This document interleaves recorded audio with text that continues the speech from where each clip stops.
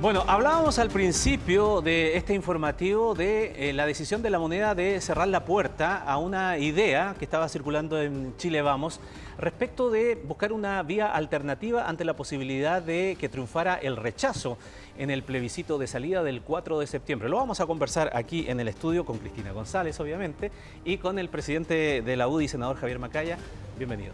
Buenas noches, Gracias, Cristina. Gracias, senador. Bueno, lo veíamos en la nota, ¿no? Temprano, abriendo Tele 13, este plan B que usted sugirió a raíz primero de una carta que se le presentó como partidos de Chile Vamos al presidente Boric y lo profundiza también en una entrevista. Sin embargo, hoy día fue un portazo el que recibió en voz de Camila Vallejo. ¿Tú encuentras que fue un portazo? Absolutamente. Yo fíjate que veo, algunas muestras, del gobierno sí, y yo lamento que de parte del gobierno no se pongan en los zapatos del 80% de los chilenos que votó apruebo al cambio constitucional en octubre del año 2020, porque en definitiva lo que le está diciendo el gobierno es que en caso de que triunfe la opción rechazo, como hoy día están mostrando las encuestas, lo muestran de manera bastante importante, va con una aprobación importante la opción rechazo por sobre la opción apruebo, y que si eso se termina consolidando el proceso constituyente, se termina. El gobierno le está diciendo al 80% de los chilenos que votó a favor de un cambio constitucional y que siente, con buenas razones, que la convención no estaba a la altura de que el proceso constituyente se termina. Yo veo con un poquito más de esperanza declaraciones de otros personeros, y que si el gobierno no lo empuja en el Parlamento, nosotros vamos a tratar de empujarlo igual. ¿Eh? Pero personeros oficialistas, sí, porque en un minuto también el presidente Gabriel Boric se había abierto a la posibilidad de un plan B. Claro, después retrucó, ¿no? En definitiva, ¿usted no conversó este tema con Gabriel Boric antes? Usted tiene línea directa con el presidente. Esto no lo conversamos, pero yo entiendo que un presidente que asume que el proceso constituyente es un proceso sin marcha atrás, asumo que mirando las encuestas que hay hoy día, entendiendo que hay un 80% de los chilenos que hace un par de años atrás ya votaron apruebo al cambio constitucional, no les va a dar un portazo y decir, bueno, si gana el rechazo, como hoy día están mostrando las encuestas, este tema se termina. Yo creo que hay que canalizar, hay que darle una esperanza a ese 80% de los chilenos que votaron por el apruebo y que creen en el cambio constitucional. Lo que pasa es que no creen en lo que ha hecho la convención. Si al final la convención le ha fallado a muchos chilenos que confiaban que este era el momento, que este era el lugar donde se iban a hacer los cambios más profundos que ellos esperaban. Ya, pero para cerrar este punto, pueden ser de percepciones de si es portazo, no es portazo, que es ventanazo o lo que sea, o que quede abierta algo. Aunque el gobierno haga un portazo, nosotros en el Parlamento igual podemos impulsarlo. Lo que quiero preguntarle es si ha tenido una respuesta formal a la carta, como para dejar de especular y de leer interpretación. No, pero nosotros estamos demostrando que empatizar más con los chilenos que prefieren el diálogo a los portazos, que prefieren conversación a decir acá esto no se negocia, no se conversa nada. Yo quiero ser muy tajante, acá nosotros no estamos proponiendo cambiar las reglas del juego del proceso constituyente, estamos pensando en el día después del plebiscito, que si se consolida lo que hoy día muestran algunas encuestas, que existe un espacio para que el proceso constituyente continúe. Lamentablemente lo que dice hoy día la ministra Vallejo, que yo hago la salvedad también, además estamos hablando de una ministra de un partido que ni siquiera participó en el acuerdo constitucional constituyente el 15 de noviembre del año 2019, una persona que se restó en su momento y hoy día de alguna manera le está diciendo al 80% de los chilenos que estaban de acuerdo o que están de acuerdo con un cambio constitucional, no con cualquier cambio constitucional, porque están decepcionados de lo que hizo la convención, de que si gana el rechazo esto se termina. Yo creo que es una mala respuesta para una mayoría de los chilenos que hoy día están mirando con decepción lo que hizo la convención, pero que sí creyeron en su momento en que Chile necesita dar apertura a un nuevo proceso, a un nuevo tipo constitucional. Senador, independiente del portazo, como decía Ramón, de la respuesta que recibió hoy día en voz de la vocera, la propuesta de Chile Vamos y de la UDI es dejar atrás la constitución que nos rige hoy. ¿Qué pasa también con el debate interno que hay en sectores más de derecha respecto de la constitución del 80? Hay una autocrítica también respecto de lo que ha hecho su partido estos 30 años, incluso en la carta, no sé si en la carta puntualmente, pero al menos en la entrevista en el diario La Tercera.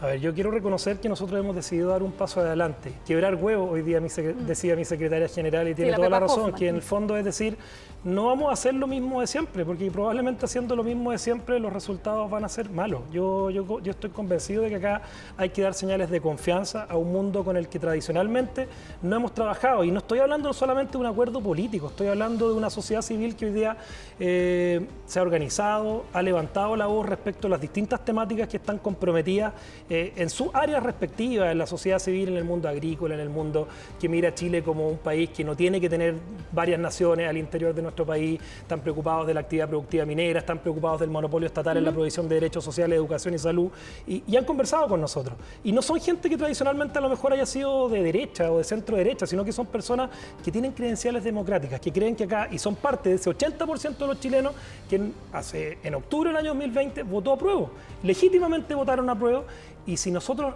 queremos construir una alternativa para ese 80% de los chilenos que votó a prueba, pero que no están contentos, no están convencidos de que lo que ha hecho la convención, está muy decepcionado de lo que ha hecho la convención, bueno, hay que darle una alternativa para que este proceso siga fluyendo. Pero, a ver, en el mundo del realismo político, ¿ustedes tienen claro que tenga la gente duda de la posición de la UDI respecto de legítimamente querer algún cambio constitucional, si estaban por el rechazo fuertemente, de manera unánime, y que esto sería como un maquillaje nada más para bajar un poco la tensión y no verse tan duro? Fíjate que hemos dado, y por eso yo doy muestras de confianza, le hablo del quórum, yo creo que uno tendría hoy día un acuerdo mínimo para incorporar un Estado social de derecho en la futura Constitución de Chile, o yo creo que hoy día nosotros tendríamos un acuerdo mínimo para un cúmulo de derechos sociales que incluso están recogidos de mala manera por el trabajo de la actual convención. ¿O sea, han cambiado de opinión? De todas maneras, pues Ramón, o sea, acá lo que importa es estar a la altura de los desafíos de los tiempos que corren, de entender, ser demócrata, fundamentalmente ser demócrata. Nuestra vocación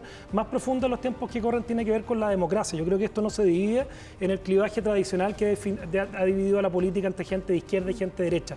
La constituyente se juega en el eje democracia y autoritarismo. Y nosotros nos queremos poner del lado de la democracia, donde decimos, acá hay un 80% de los chilenos que ya votó a prueba en el plebiscito de entrada, y a ese 80% uno le tiene que dar una respuesta, tiene que darle un piso, un colchón, para que con la tranquilidad digan, esto lo vamos a hacer bien, ¿no? Y hacerlo bien no significa votar aprobar por aprobar y ver si al día siguiente vamos a tener que cambiarlo, que es lo que están diciendo. O sea, aprobamos para reformar. O sea, tú no te compras un auto nuevo para el día siguiente cambiarle el motor. Yo creo que es un muy mal camino el que algunos están mirando, definiendo en esta materia, y nosotros creemos que si se consolida la opción rechazo, no desde parte del mundo político, desde el mundo de la sociedad civil, desde el mundo de los distintos intereses que van mucho más allá de la política, ellos tienen que tener una esperanza de que ese cambio constituyente puede seguir. ¿Y eso cómo se traduce, en definitiva, en una alternativa antes del plebiscito de la prueba del rechazo el 4 de septiembre, camino trazado que dice la ministra Vallejo? ¿Qué alternativas están proponiendo sobre la mesa?